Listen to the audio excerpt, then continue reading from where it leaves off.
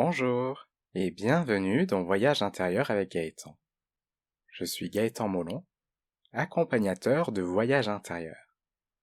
À Paris ou en visioconférence, je t'accompagne à cheminer vers davantage de paix et de douceur grâce à l'hypnose, les pratiques énergétiques et la sonothérapie.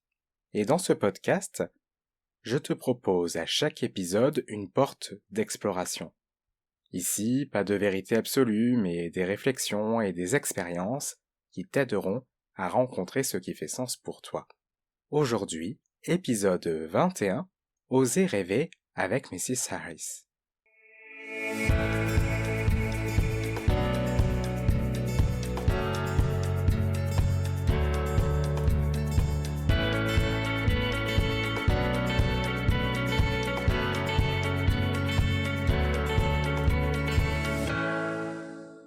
Aujourd'hui, je vais te parler du film Une robe pour Mrs. Harris et des 3 leçons de vie que cette histoire nous transmet. Une robe pour Mrs. Harris nous transporte dans le Londres de l'après-guerre. Anna Harris gagne sa vie en faisant des ménages.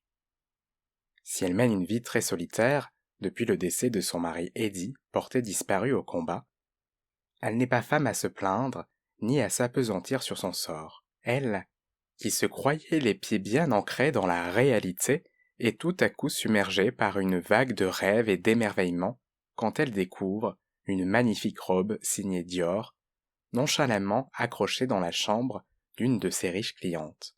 Elle se surprend alors à penser qu'une si belle œuvre d'art, si pure, si éthérée, ne peut que changer la vie de quiconque la possède. La première leçon que Ada Harris nous transmet, c'est que nous avons le droit de nous autoriser à rêver grand. Ada est une femme de ménage. Pourtant, elle rêve de posséder une robe de haute couture. Dès qu'elle découvre la création de Dior, elle ressent intensément l'appel. En porter une, elle aussi. Sa condition socio-professionnelle n'est pas un obstacle pour elle.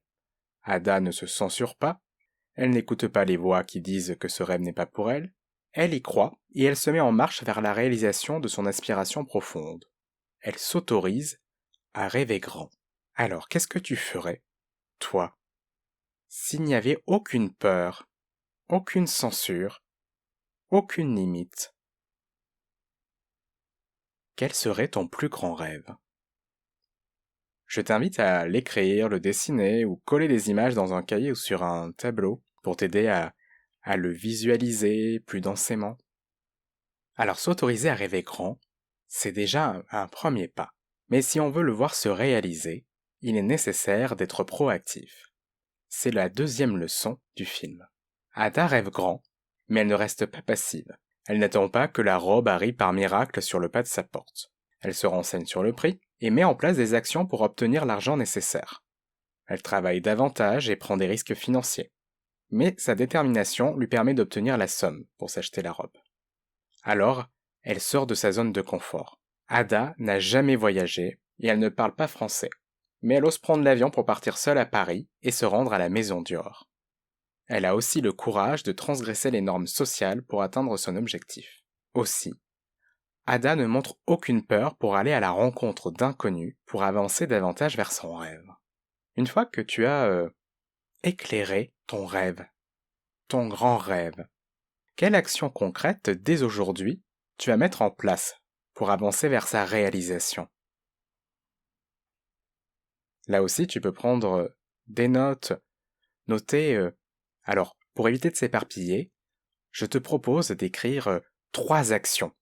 3 actions concrètes que tu peux poser dès aujourd'hui pour avancer vers la réalisation de ton rêve.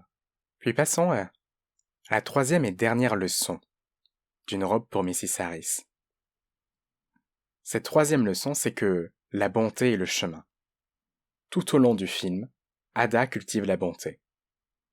Elle fait preuve de gentillesse envers toutes les personnes qu'elle croise, qu'ils soient sans domicile fixe, de son même milieu social, ou encore envers les personnes les plus fortunées. Compatissante, elle met tout en œuvre pour aider les personnes qu'elle rencontre. Elle réveille les cœurs et montre l'ouverture dans des situations qui semblent fermées au premier abord. Parfois, sa gentillesse lui amène des déceptions et des désillusions, mais elle garde le cap. Et puis, les graines de bonté qu'elle a semées autour d'elle lui reviennent, fleuries de cadeaux inattendus et inestimables. Cultiver sa lumière intérieure n'est pas une faiblesse. Au contraire, cela nous donne de la force et aide les autres à voir la beauté en eux. Cela ramène de la douceur dans des situations difficiles. Et la bonté casse le cycle de la souffrance pour renouer avec les beautés de l'existence. Même quand nous sommes désespérés, la bonté récompense toujours. Que penses-tu de ces 3 réflexions proposées par une robe pour Mrs. Harris? Si tu souhaites partager tes réflexions avec moi, c'est avec plaisir que je te lirai, donc n'hésite surtout pas à m'écrire. Et si tu souhaites soutenir le podcast, tu peux partager l'épisode à tes proches ou sur tes réseaux sociaux. Tu peux aussi sur Spotify ou Apple Podcast mettre 5 étoiles et déposer un commentaire. Et pour ne pas rater le prochain épisode, tu peux aussi t'abonner si ce n'est pas déjà fait. Je te souhaite une très belle journée et je te dis à bientôt pour un nouvel épisode.